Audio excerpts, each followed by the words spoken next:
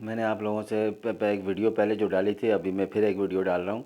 तो मैंने आप लोगों से कहा था यार कोई थोड़ा सा चंदा जमा करके कोई ज़कात खैरात निकाल दो, कोई थोड़े से 10-20 लोग 50 लोग मिल के कोई हमें किस्तों पे रिक्शा दिला दो। तो यार अब तक किसी ने रब्ता नहीं किया। तो अभी तो रमज़ान आ गया है, तो भाई अगर आप लोग जो ज़कात निकालोगे खैरात निकालोगे तो यार इस वक्त तो हमारे घर में खाने को नहीं है, किसी ने आके देखना है तो देख ले।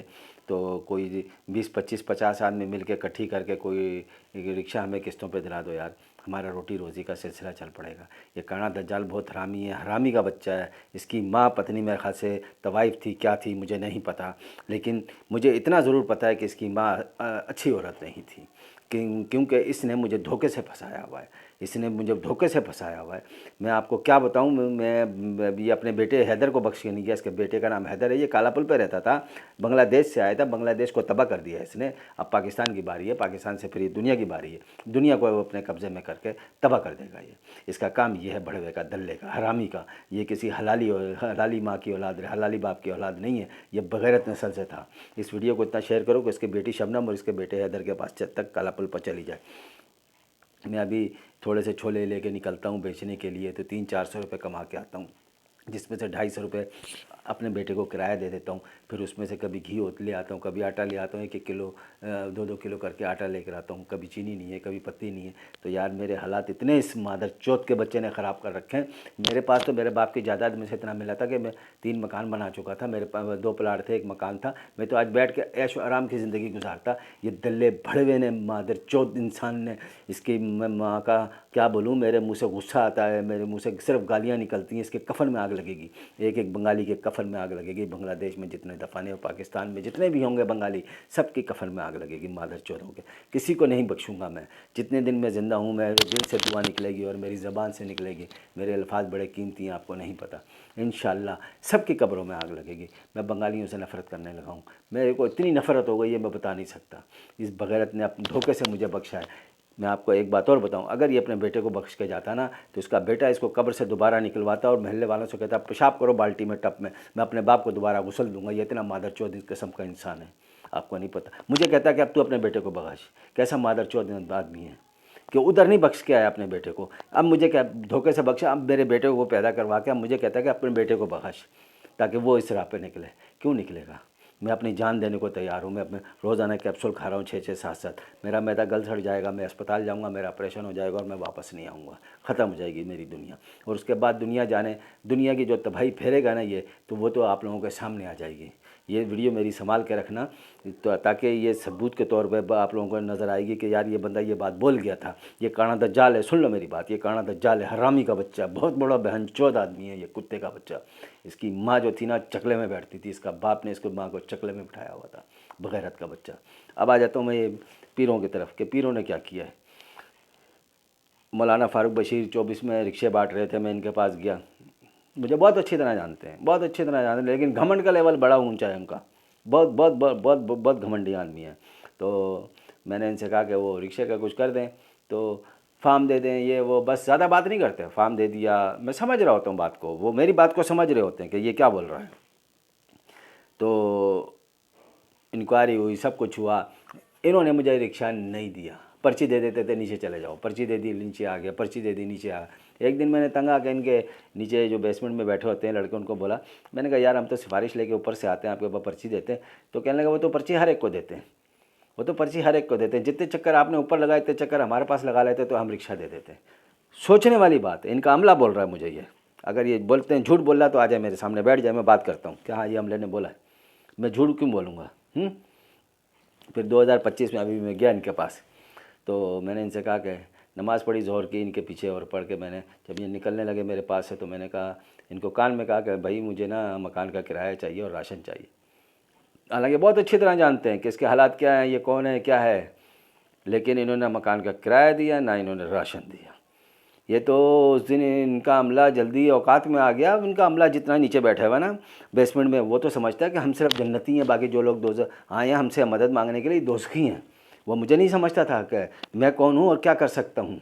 तो मुझे भी उस तरह से ट्रीट कर रहे थे। मैं खड़ा हो गया था, मैं खड़ा हो गया था, तो उसको जल्दी से उनका अमला औकात में आ गया।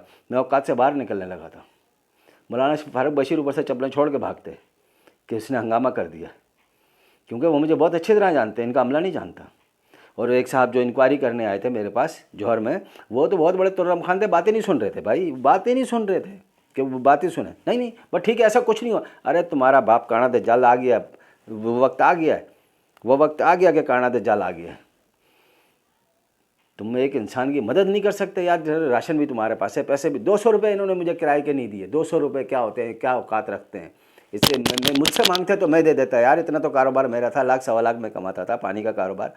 ये कोरोना उस वक्त गया जिस वक्त ये कारोबार मुझसे लेके भड़वे दल्ले ने दे दिया कोरोना को सारा, और मेरे को बेरोज़गार कर दिया हरामी ने।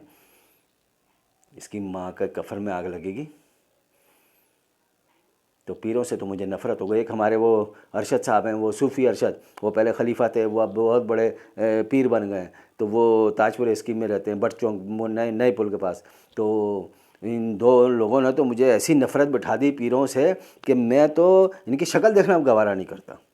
पीरों से मुझे इतनी नफ़रत हो गई है,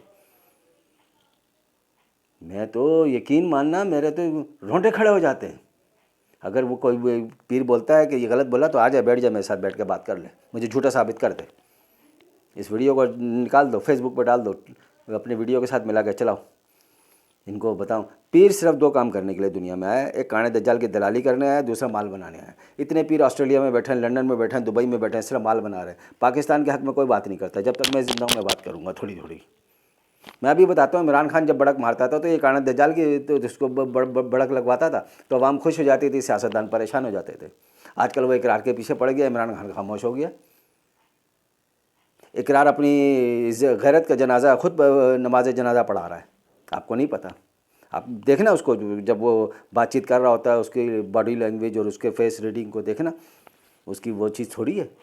ये तो काना दज्जाल उसके पीछे खड़ा है, आगे से उसने कोई नोट शोट पकड़ ली हैं तो वो इधर से प्रेशराइज वो ज़माने को देख रहा है, जिससे ताकतवर लोगों ने उसको लॉन्च कर दिया है, पीछे से काना दज्जाल उसके खड़ा हुआ है। ये बात तो सिर्फ मैं बता सकता हूँ, ये थोड़ी बताएंगे पीर वीर, कोई नहीं बताएंगे। वो उसके अख्तिताम का कह रहे, जबकि उसके भी अख्तिताम का टाइम करीब है, अनकरीब है इकरार के भी। क्योंकि वो अपने आपे में थोड़ी है, वो कंट्रोल में थोड़ी है, वो तो बहका हुआ है, हवाओं में उड़ रहा है, उसको तो पता ही नहीं मेरे साथ क्या हो रहा है।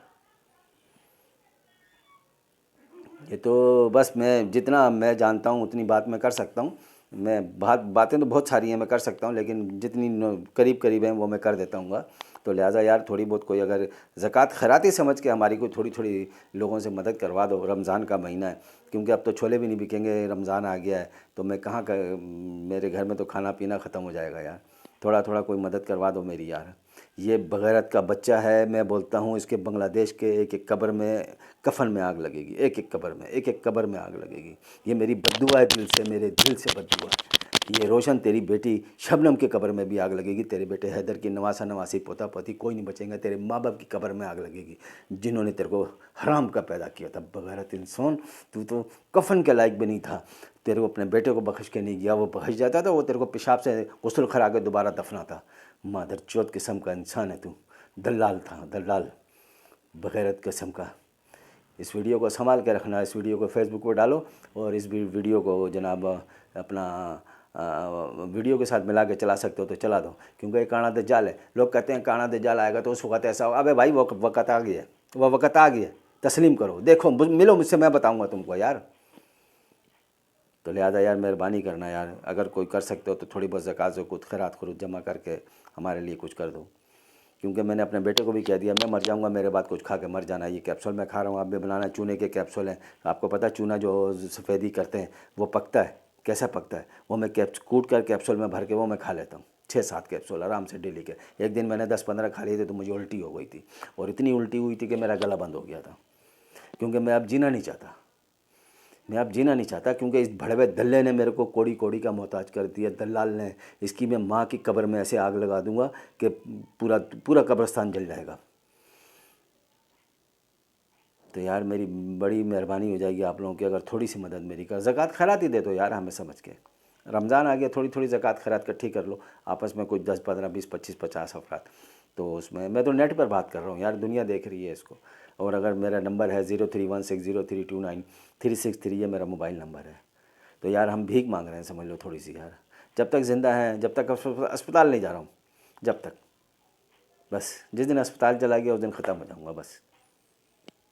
तो यार थोड़ी सी हेल्प कर देना हमारी, बस और कुछ नहीं मुझे आप लोगों से। जो लोग लाइक कर रहे हैं उनकी मेहरबानी, शुक्रिया, क्योंकि वो लोग समझदार हैं, समझ रहे हैं। मेरे को किसी और से शिकवा शिकायत नहीं है। अगर मेरी बात में कोई गाली वाली तो मैंने दी है यार, अब मैं मजबूर होकर दे रहा हूँ। मेहरबानी यार, कोई बुरा ना मनाना इस बात का, इसलिए कि मेरे अंदर का गुस्सा बहुत है। मेरे पास तो मैंने कहा ना, मेरे बाप के इतने पैसे मुझे मिले थे कि मेरे 2 प्लाट थे, एक मकान था जो मैंने बना लिया था, तीसरा प्लाट मैंने बाद में ख़रीद लिया था। इस भड़वे दल्ले ने सब कुछ बिकवा दिया। आज मेरे पास 10-12 करोड़ रुपया आराम से होता, मैं ऐश की ज़िंदगी गुजार रहा होता। ये कुत्ती का बच्चा है, इसने पीरों को अपने साथ मिलाया और मुझे रगड़ा लगा दिया। मेरे को पीरों से इतनी नफ़रत हो गई है, आप यकीन करके माने, इतनी नफ़रत हो गई कि मैं शक्ल देखना नहीं पसंद करता पीरों की। बेशक उनको बुरा लगता है तो लग जाए, जो मेरा उखेड़ना जिस पीर ने उखेड़ना यार, मुझे कोई तमन्ना नहीं है। जब इंसान कफन बांध के निकलता है, मैं कफन बांध के नहीं निकला हूँ, मैं कफन पहन के निकला हूँ।